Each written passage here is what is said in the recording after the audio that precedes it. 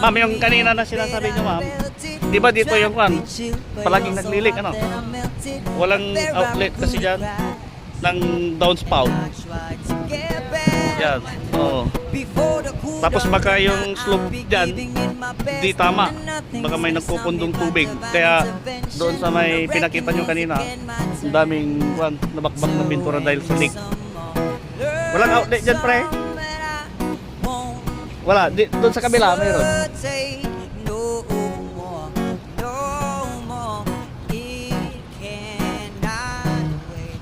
Dito, mayroon dyan eh. Ayan o. Ay, makikita ba?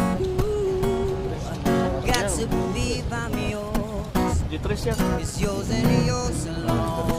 Tapos yung isa doon. Yan yan. Kitang-kita yung isa eh. Yan. Di 4.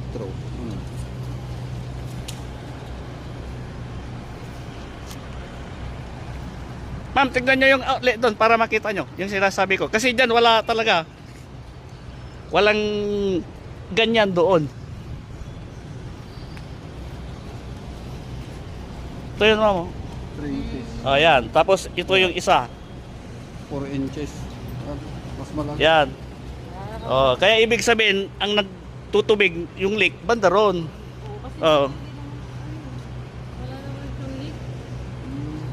Doon lang. Pwedeng videoin natin doon sa taas para kwan, kumpleto. Sige. Dyan yung kwan, yung anong tawag dito, doon sa baba walang outlet. Walang roof drain.